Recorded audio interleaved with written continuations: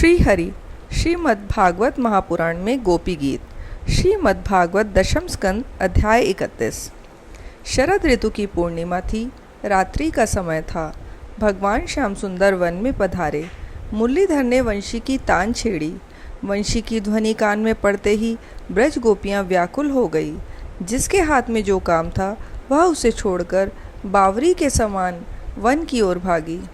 गोपियों को अपने पास आई देखकर श्री कृष्ण ने बनावटी आश्चर्य के साथ कहा, अरे गोपियों, रात्रि के समय तुम वन में कैसे आ गई? गोपी धीरज धारण करके दीन भाव से बोली, हमारे प्यारे चितचोर, घर वालों से हमारा संबंध लौकिक है, उसे हम नहीं मानती। हम तो तुम्हारी उस दिव्य प्रेम की प्यासी हैं जो संसार के आवागमन से मुक्त कराता है।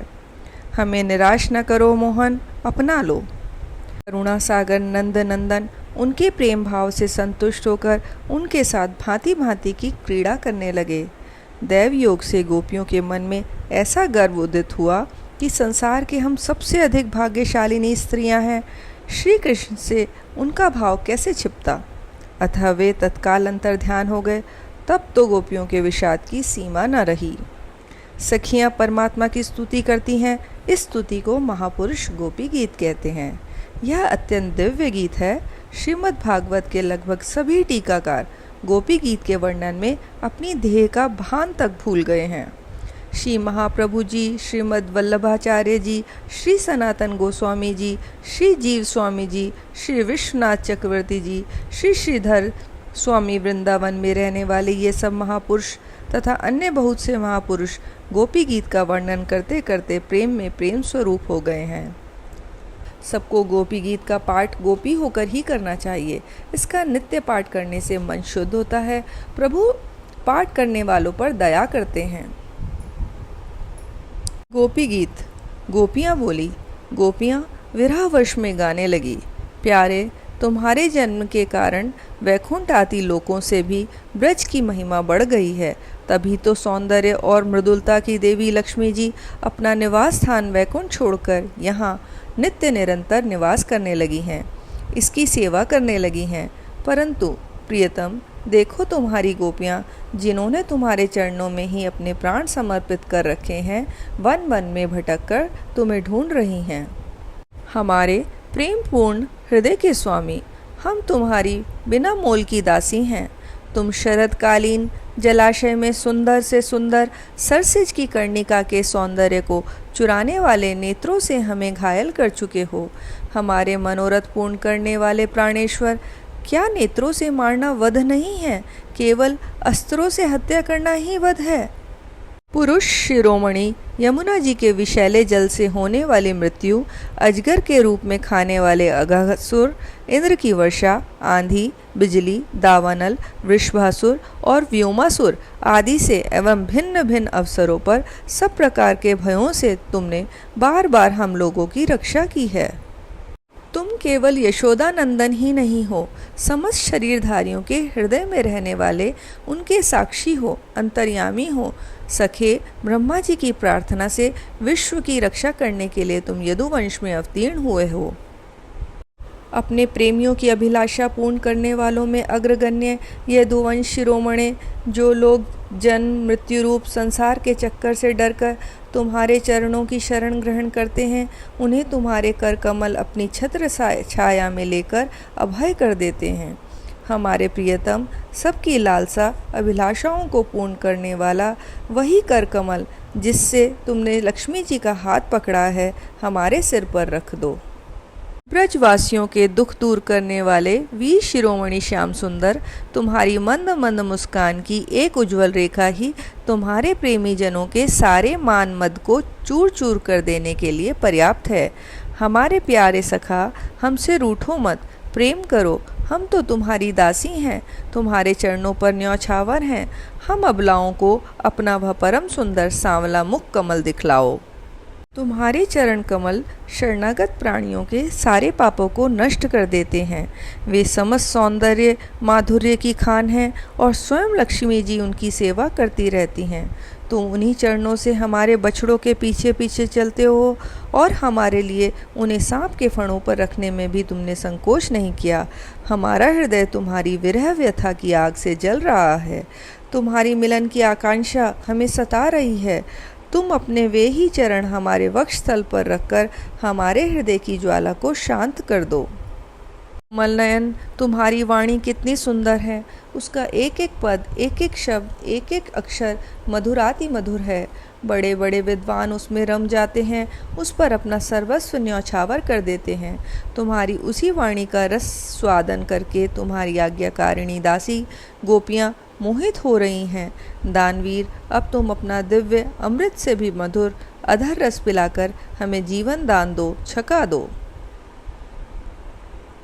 प्रभु, तुम्हारी लीला कथा भी अमृत स्वरूप है। विरह से सताए हुए लोगों के लिए तो वह जीवन सर्वस्व ही है। बड़े बड़े ज्ञानी महात्माओं और भक्त कवियों ने उसका गान किया है। वह सारे पाप ताप से मिटाती ही है।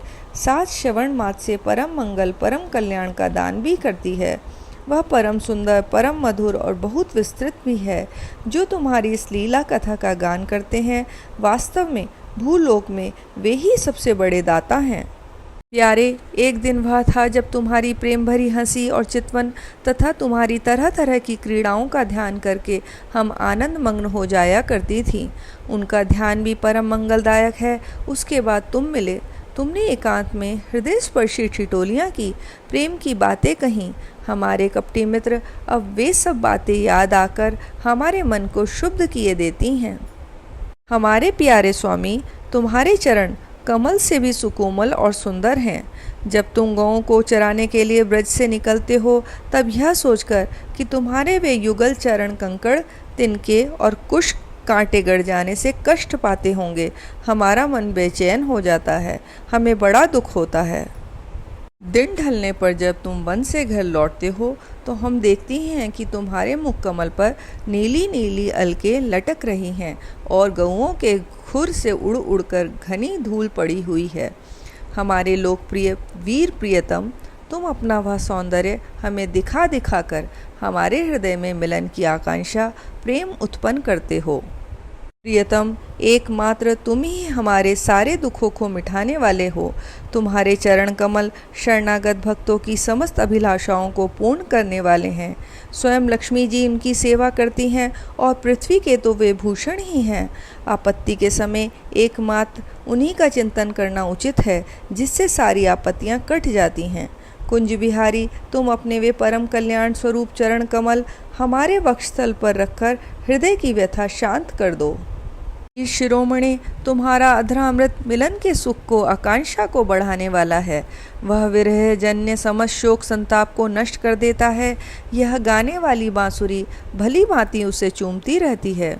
जिन्होंने एक बार उसे पी लिया, उन लोगों को फिर दूसरों की आसक्तियों का स्मरण भी नहीं होता। हमारे वीर, अपना वही अधरामृत हमें वितरण करो, पिलाओ। प्यारे, दिन के समय जब तुम वन में विहार करने के लिए चले जाते हो, तब तुम्हें देखे बिना हमारे लिए एक एक क्षण युग के समान जाता है। और जब तुम संध्या के समय लौटते हो तथा घुंघराली अलकों से युक्त तुम्हारा परम सुंदर मुखारबिंद हम देखती हैं, उस समय पलकों का गिरना हमारे लिए भार हो जाता है और ऐसा जान पड़ता है इन नेत्रों की पलकों को बनाने वाला विधाता मूर्ख है। प्यारे श्याम सुंदर, हम अपने पति, पुत्र, भाई, बंधु और कुल परिवार का त्याग कर उनकी इच्छाओं और आज्ञाओं का उल्लंघन करके आपके पास आई हैं। हम तुम्हारी एक एक चाल जानती हैं, संकेत समझती हैं और तुम्हारे गान की गति समझकर उसी से मोहित होकर यहाँ आई हैं। कपटी, इस प्रकार रात्रि के समय आई हुई युवतियों को तुम्हारे सिवा और कौन छोड़ सकता है।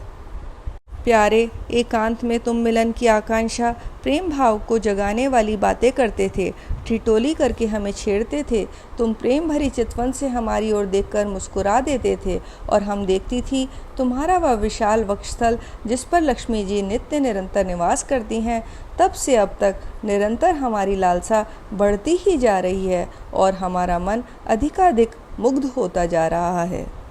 प्यारे, तुम्हारा यह अवतार व्रज वनवासियों के संपूर्ण दुख ताप को नष्ट करने और विश्व का पूर्ण मंगल करने के लिए है। हमारा हृदय तुम्हारे प्रति लालसा से भर रहा है। कुछ थोड़ी सी ऐसी औषधि दो जो तुम्हारे निज जनों के हृदय रोग को सर्वथा निर्मूल कर दे। प्यारे, तुम्हारे चरण कमल से भी सुकुमार हैं। उन्हें हम अपनी कठोर स्तनों पर भी डरते डरते बहुत धीरे से रखती हैं कि कहीं उन्हें चोट न लग जाए। उन्हीं चरणों से तुम रात्रि के समय घोर जंगल में छिपे छिपे भटक रहे हो। क्या कंकड़ पत्थर आदि की चोट लगने से उनमें पीड़ा नहीं होती? हमें तो इसकी संभावना मात्र से ही चक्कर आ रहा है। हम अचेत होती जा रही हैं। श्री कृष्ण, श्याम सुंदर, प्राणनाथ, हमारा जीवन तुम्हारे लिए है। हम तुम्हारे लिए जी रही हैं। हम तुम्हारी हैं।